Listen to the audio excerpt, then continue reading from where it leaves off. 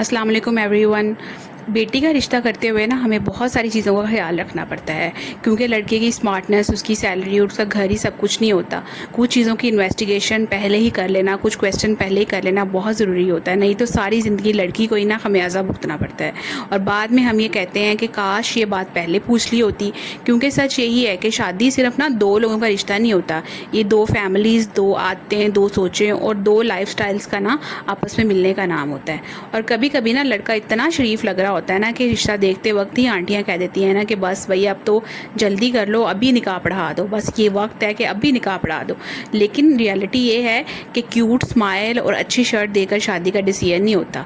इसलिए मैं आज आपको ना 3 वो चीज़ें बताऊंगी जो रिश्ता पक्का होने से पहले ना आपने ज़रूर जो है उनकी इन्वेस्टिगेशन करनी है, उनका पता कराना है किसी न किसी तरीके से, ताकि जो है लड़की को बाद में प्रॉब्लम्स डिफरेंट किस्म की ना देखनी पड़े। और अगर ये चीज़ें जो हैं लड़के के घर में हों तो फिर आप कभी भी अपनी बेटी का रिश्ता वहाँ पे नहीं करें, चाहे वो घर उसका सोने का ही क्यों ना बना हो। सबसे पहली चीज़ जो है ना वो ये कि घर में ना आपने ये देखना है उसके लड़के घर में ना गुस्से का माहौल बनता है या नहीं बनता, गुस्से को किस तरह से हैंडल किया जाता है। ये सवाल बहुत से लोग इग्नोर कर देते हैं।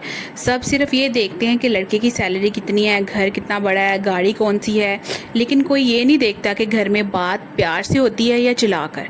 क्योंकि कुछ घरों में ना चाय ठंडी हो जाए तो इस बात पे भी ना बहुत क़यामत आ जाती है, और बस कह दिया जाता है कि अगली लड़की जो है ना वो जिस भी हाल में है, उसकी तबीयत ठीक है नहीं ठीक है, एक बार चाय बना के ले आइए, चाय ठंडी हो गई तो बस भैया फ़ौरन जाओ दोबारा से गर्म चाय लेके आओ, फ्रेश चाय लेके आओ। तो इन्हीं चक्करों में लड़की जो है ना वो घुन चक्कर बनी होती है, और बस दूसरों को खुश करने के चक्कर में, उनके डर से तो वो बस चाय ही पिला पिला के हल्कान हो जाती है।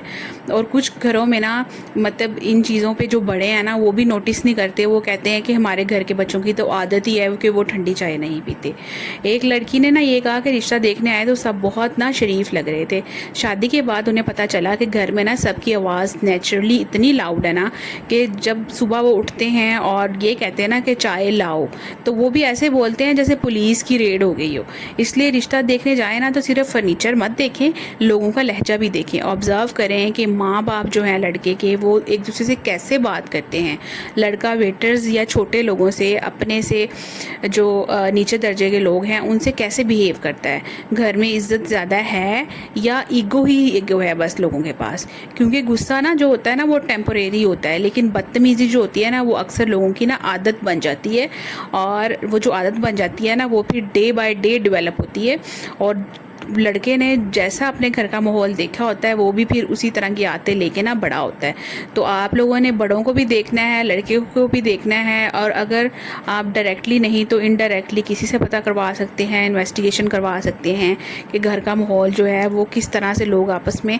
वैसे अगर शादी करने से पहले कुछ टाइम है तो लड़की वाले अगर जाते रहते हैं और 2-4 बार जाएँ तो अंदाज़ा हो ही जाता है इन चीज़ों का। नंबर 2 पे जो है ना कि आपने ये देखना है कि जो लड़का है ना और उसके घर वाले जो हैं वो मुश्किल वक्त में कैसे बिहेव करते हैं।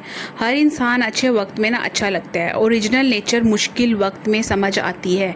आजकल सोशल मीडिया पर ना सब परफेक्ट ही लगते हैं, क्यूट पिक्चर्स लगाई होती हैं, कॉफ़ी डेट्स चल रही होती हैं, मैचिंग आउटफिट्स पहने होते हैं, और ख़ुद को ऐसे शो कराते हैं कि इनसे ज़्यादा सक्सेसफुल बंदा है ही कोई नहीं दुनिया में। लेकिन असल क्वेश्चन ये है कि बिजली का बिल अगर घर में ज़्यादा आ जाए तो रिएक्शन कैसा होता है।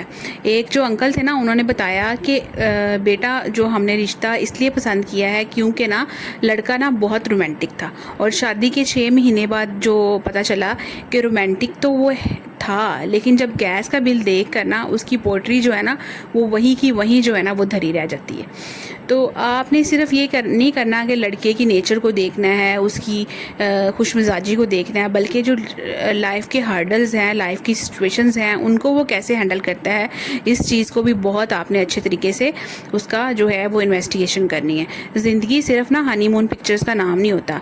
कभी मतलब तबीयत ख़राब होगी, पैसे कम होंगे, स्ट्रेस होगा, मिसअंडरस्टैंडिंग्स होगी, तब सामने वाले की जो है ना इस तरह की सिचुएशंस में अगले का करैक्टर जो है ना वो नज़र आता है। इसलिए आप ना ये क्वेश्चन ज़रूर पूछें कि प्रेशर में कैसे रिएक्ट करता है, प्रॉब्लम सॉल्व करता है या सिर्फ इल्ज़ाम लगाता है, चुप हो जाता है या हर टाइम जो है वो इंसल्ट ही करता रहता है।